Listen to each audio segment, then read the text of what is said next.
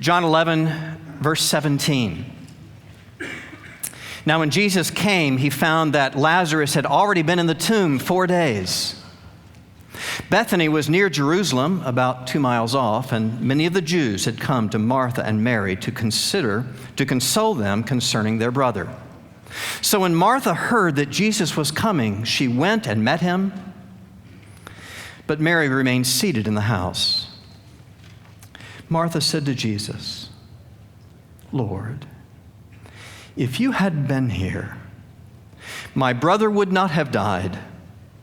But even now I know that whatever you ask from God, God will give you." Jesus said to her, "Your brother will rise again."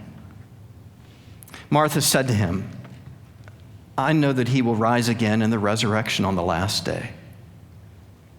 Jesus said to her, "I am the resurrection and the life. Whoever believes in me, though he die, yet shall he live. And everyone who lives and believes in me shall never die. Do you believe this?" She said to him, "Yes, Lord, I believe that you are the Christ, the Son of God, who is coming into the world." When she had said this, she went and called her sister Mary, saying in private, "The teacher is here and calling for you." Go to verse 32. Now when Mary came to where Jesus was and saw him, she fell at his feet, saying to him, "Lord, if you had been here, my brother would not have died." When Jesus saw her weeping, and the Jews who had come with her also weeping, he was deeply moved in his spirit and greatly troubled. And he said, "Where have you laid him?" They said to him, "Lord, come and see." Jesus wept. So the Jews said, "See how he loved him." But some of them said, "Could not he who opened the eyes of the blind man also have kept this man from dying?" Then Jesus, deeply moved again, came to the tomb. It was a cave, and a stone lay against it. Jesus said, "Take away the stone." Martha, the sister of the dead man, said to him, "Lord, by this time there will be an odor, for he's been dead 4 days." Jesus said to her, "Did I not tell you that if you believed, you would see the glory of God?" So they took away the stone, and Jesus lifted up his eyes and said, "Father, I thank you that you have heard me. I knew that you always hear me, but I said this on account of the people standing around, that they may believe that you sent me." When he said these things, he cried out in a loud voice, "Lazarus, come out." The man who had died came out, his hands and feet bound with linen strips and his face wrapped with a cloth. Jesus said to them, "Unbind him and let him go." Many of the Jews, therefore, who had come with Mary and had seen what he did, believed in him. Then verse 49, but one of them, Caiaphas, who was high priest that year, said to them, "You know nothing at all, nor do you understand that it is better for you that one man should die for the people, not that the whole nation should perish."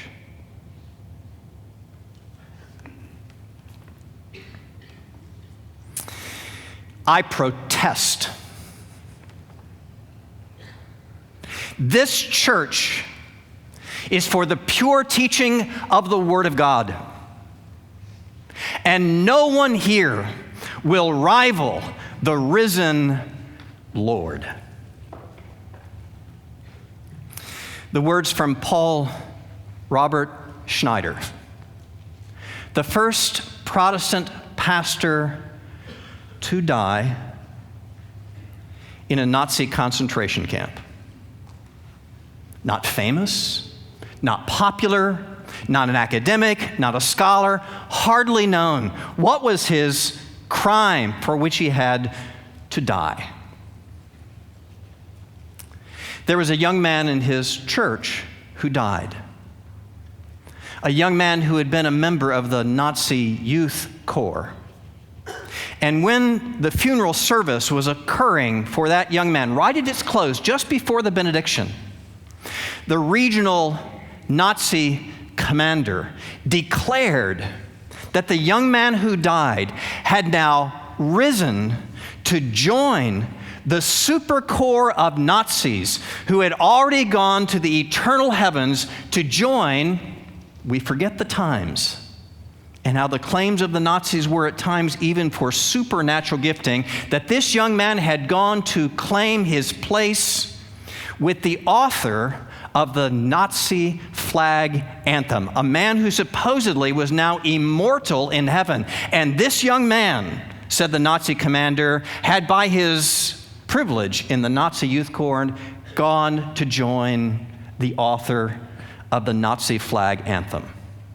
And at that point, the pastor said, I protest. This is the church of Jesus Christ, and no one shall rival the risen Lord here. And for those words, he was put in prison. In a concentration camp where at daily roll call, he would preach to his fellow prisoners of the glories of the risen Lord, even in the concentration camp. Because he would preach at the roll call, he was first intimidated, then degraded, then tortured, and ultimately to shut him up, to receive a lethal injection. Even fellow prisoners asked him why he would not stop preaching, and he said, someone has to preach in this hell. He believed in the risen Lord, but it wasn't something that just motivated him for an end-of-life consequence, for a pie in the sky by and by. Even while he was in prison, he wrote to his children, we may not see Jesus every hour, but he is here every day. He is the risen Lord. It is a theme that we need to be reminded of over and over again, that the resurrection is not just about some end-of-life consequence. It is about daily significance of the living Christ here with us every hour, every day. And that makes a difference, not just for an eternal hope, but for daily power. After all, it's what Jesus is saying when he speaks to Martha, and he says, not that resurrection is his destiny, but rather it is his identity. I am the resurrection and the life. Reminding all of us that if by faith we're united to him, then we are united to the risen Lord right now. That resurrection is something that is part of our current reality, and it's supposed to give us power and hope every day and right now. How does that work? How does knowing that Jesus' very identity is resurrection help us? It helps us by helping us answer very basic questions about our life relative to his. First, just a basic question we all have. Can he help us? If he is the resurrection, what does that mean? That he has transcendent life, not merely for his moment, not merely for his time, but for all time. And that, of course, is what is being declared as we understand that what John is doing, recording this account in the life of Jesus, is reminding us that the reason that Jesus can help is because he's ultimately Lord. He is God. It's what Martha makes clear in her words in verse 27, right? She simply says to Jesus, I believe that you are the Christ, the long-anticipated anointed one, the one we've looked for centuries, the one who was declared to be coming with power and glory. I believe that you are he. And he's, of course, giving her good reason to believe that. There is, after all, not just the recognition that he is God present, but that his power is on display. Lazarus, come out. And he does. And because, we kind of bathe the story with all the Sunday school history that we have, we don't recognize how important the details are still, right? He's been in the grave 4 days, and though it's not very polite, remember he's told, he'll smell. No, don't take the stone away. It's the Wizard of Oz moment, with the coroner saying, he's really, really dead. And Jesus says, come out. And he does. Here is power of God on display, power over the dead. But it's not just divine power on display, it is discretionary power. He says, Lazarus, come out. Others have written that if he didn't say Lazarus, he had the power for everybody to come out of their graves. If he hadn't named Lazarus, it would have been kind of crowded all of a sudden. It will be one day, when he descends with the sound of a trumpet and the cry of the archangel, and the dead in Christ will what? Will rise. It is his power, just the taste of it on display here, but helping us know he has power over death itself. Can he help? Yes, he can help, because he is God, and he has immense power, even the power of life and death. And more than that, he has knowledge to use it wisely and well. Not only is power on display here, of course, there is foreknowledge on display. The portion of John 11 before what I read to you, remember, says when the disciples heard the news that Lazarus was ill, Jesus said to them at the end of verse 4, this illness will not lead to death. Now, how did he know that? Because he's not bound by human limitations at all. Later on, the word comes, of course, that Lazarus has died. In verse 23, Jesus says, your brother will rise again. He knows what's going to happen. There is the knowledge of God in his place. And it's not just knowledge of a near context. I remember verse 11, he says, Lazarus has fallen asleep. Though he's in another town and no text message has come, he knows that ultimately this illness has led to death. And so he says to people who don't, he says, Lazarus has fallen asleep.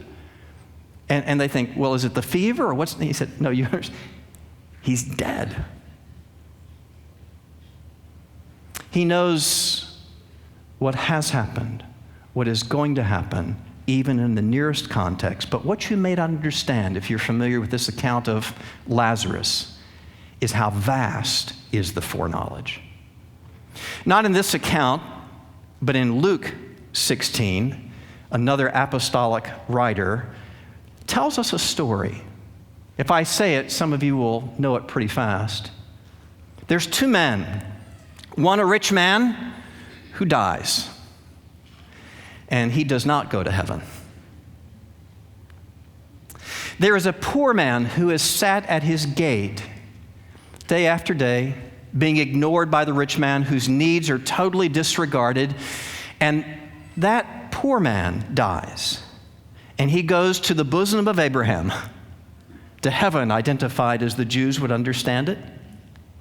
And ultimately, the rich man says to Abraham, would you send that poor man back to speak to my brothers? And when he goes back and warns them about the hell that I am in, they will turn to God. And Jesus says in the parable, no, they won't. If they did not believe Moses and the prophets, they will not believe this man, even if he were to rise from the dead. Now, that account was told weeks prior to this account. Just for what it's worth, what was the name of the poor man in the parable?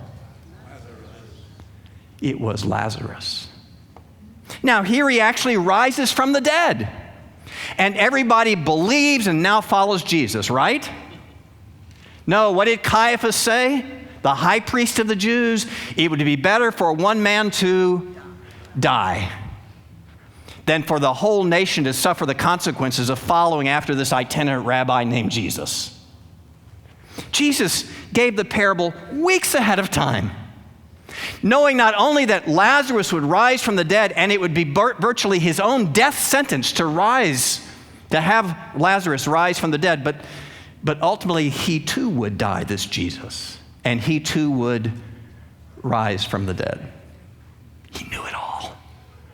It's God saying to you and to me through this Son, the reason that you know I can help is I have sent Jesus, the resurrection. He has the power of God, not just in title, but in its expression and the knowledge to bear it well. And the reason that you and I have to know that is there are times in our lives when we actually believe that hope is gone.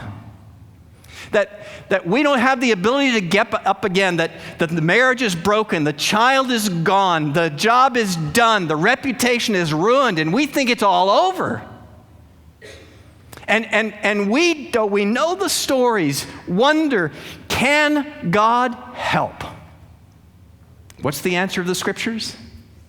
Yes, he can, because Jesus is the resurrection. And he can bring life to what was dead, and he can heal what was broken. He can change what has been ruined. It is his very nature. It can stink to high heaven, and he can make it right again. And so our question, of course, is, well, if he has that power, does he care to use it? That's another fundamental question, right? Not just does he have the power. Does he care? What does John tell us? He cares. The evidence of that, of course, is if he is God, it is a wonder that he is even present. That he doesn't stay in heaven or turn his back or go away or some other universe.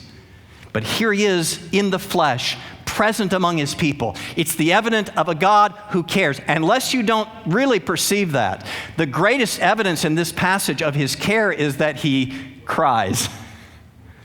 Everybody's favorite verse to memorize? John 11:35, right? Jesus did what? Jesus wept. Does he care? Because that may be almost cliche. You may need to look a little bit more deeply in the passage. Look at verse 33.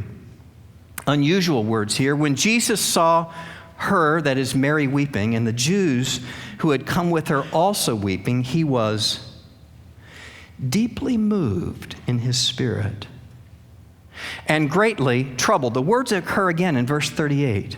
Then Jesus, deeply moved again, came to the tomb. Now, when we hear those words, deeply moved, our sense is sympathetic grief, that he was emotionally torn up.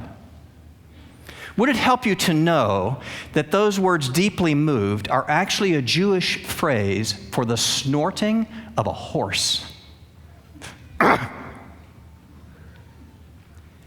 It actually does not so much mean sympathetic grief as it means indignation, anger, rage. Jesus is showing he cares not just by his tears, but by his anger. Do you recognize he has declared himself to be the resurrection, and people are still wondering, well, if he could heal the blind man, surely he would have healed this man. And disbelief is on display, but it's more than that. Death is on display. Here is the impact of evil in its greatest expression upon creation. Here is what sin has done to break and hurt people. It is death before him. And the Creator God who made all things good is angry. This isn't right. This is not the way I made things. This is not the way it's supposed to be. And so he not only weeps in grief, he shows the rage that we all should feel at the brokenness of the creation as God has made it.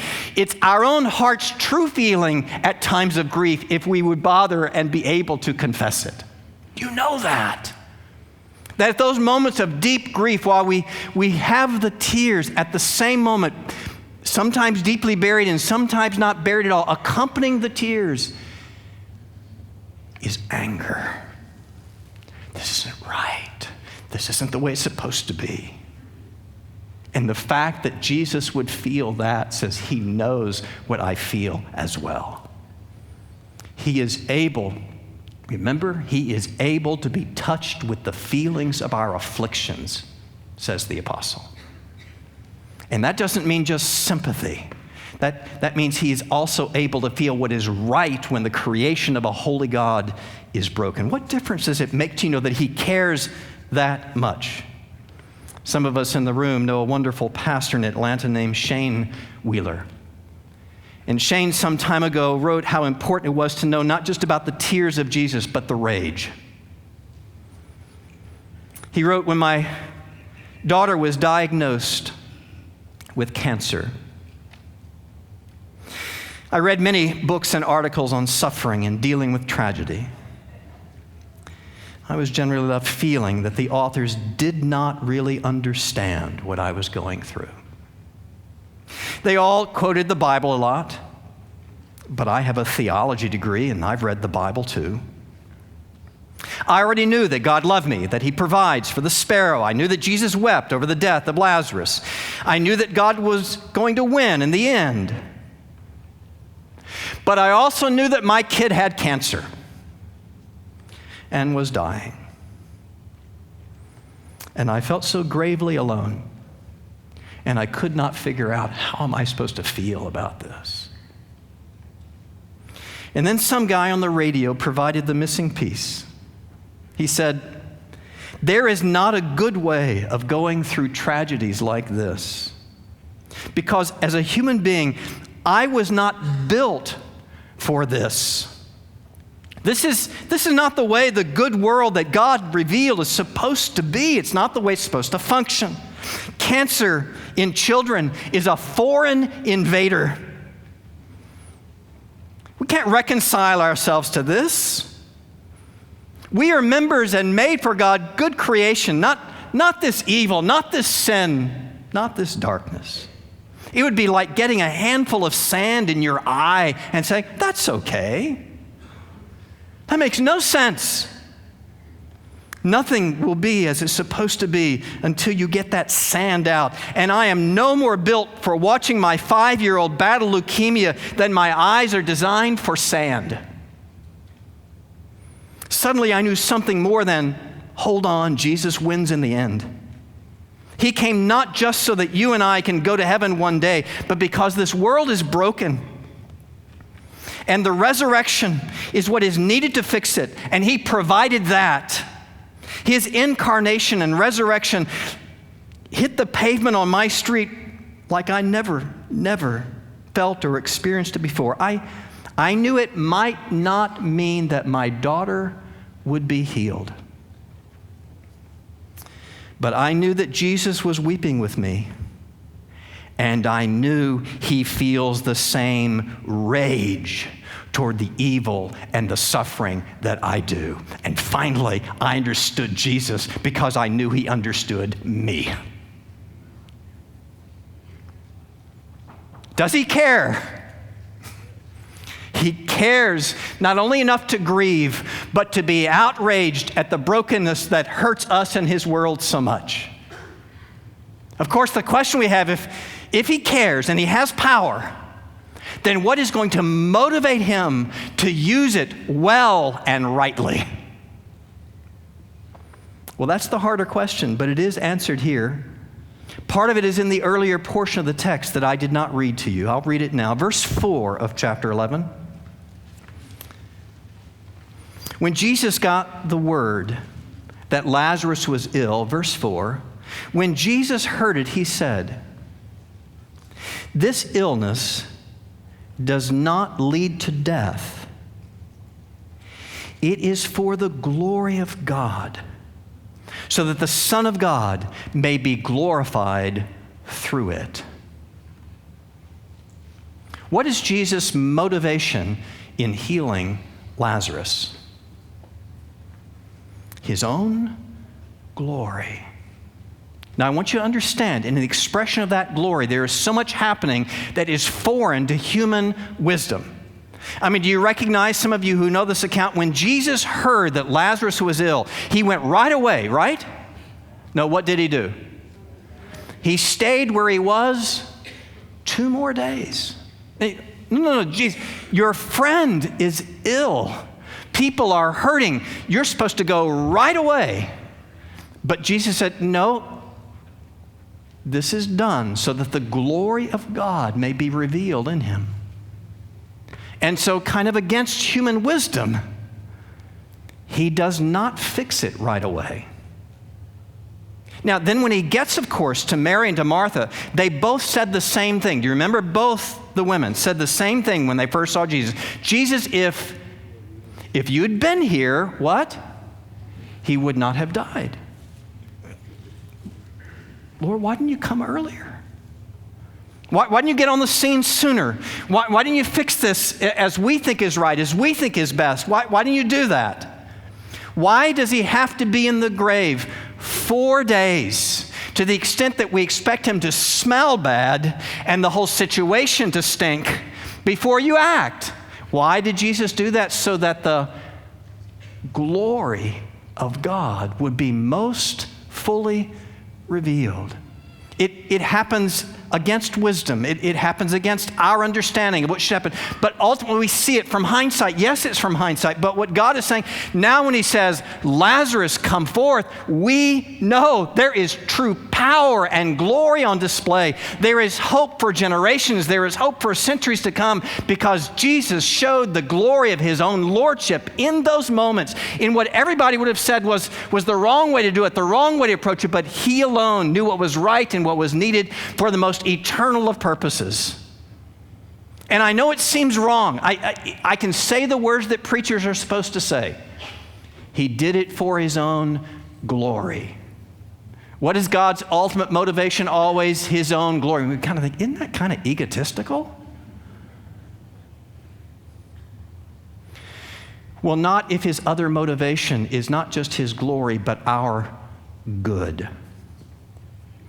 Why do we light the exit signs? Why do we paint the fire extinguishers red? Because that which can help, we want to be spotlighted.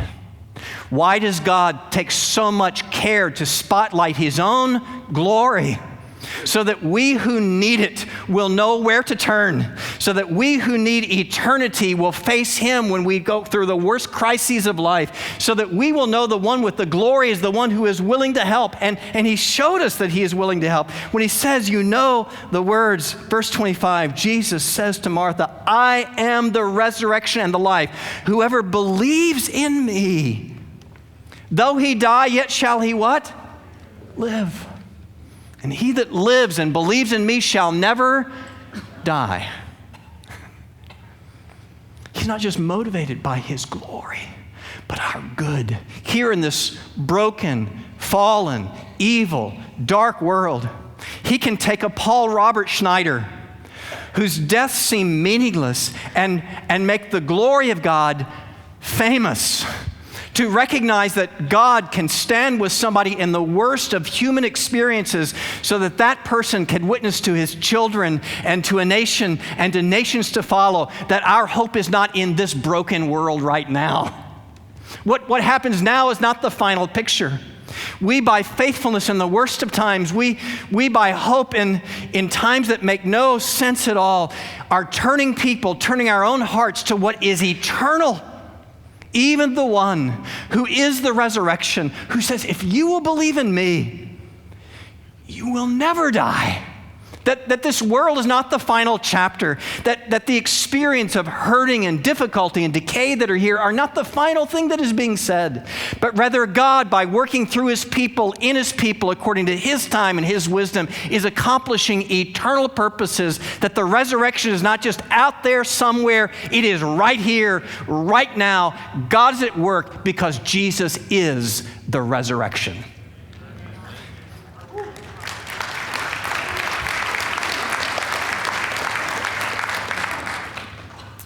No one has taught me better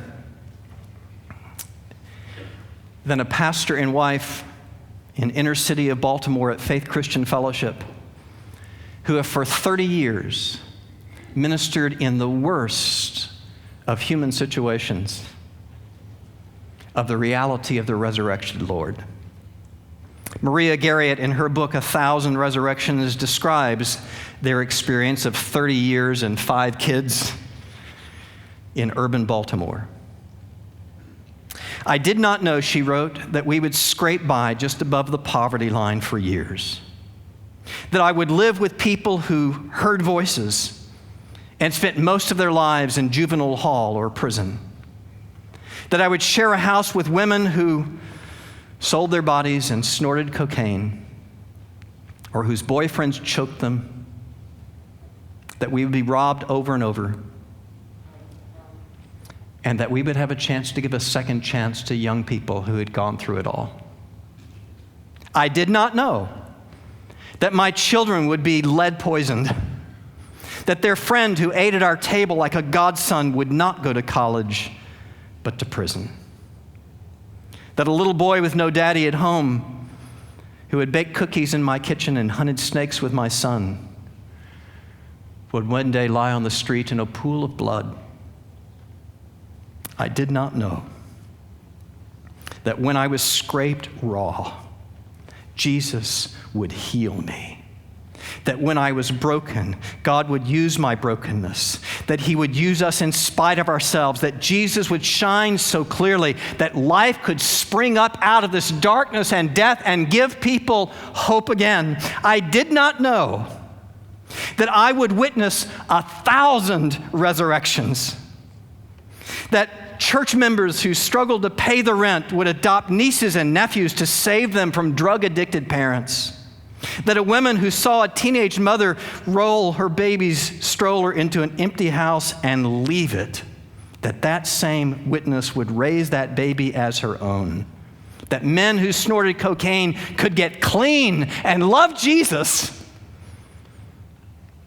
That women sexually abused by their fathers could be healed and would rescue other children from the same.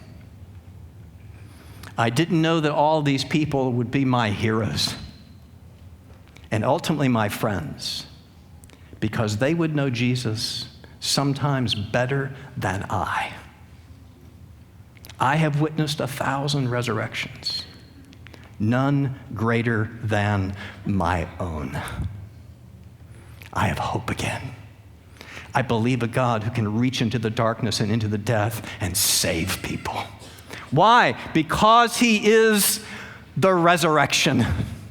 Because that's not something just out there sometime. It's the reality of the God to whom we united. And if we believe in him, his reality, his power, his wisdom, his glory is at work in and through us today. Jesus said, I am the resurrection and the life. Whoever believes in me, though he die, yet shall he live. Do you believe this? Do you believe it? Yes. Amen. Let's pray to this God.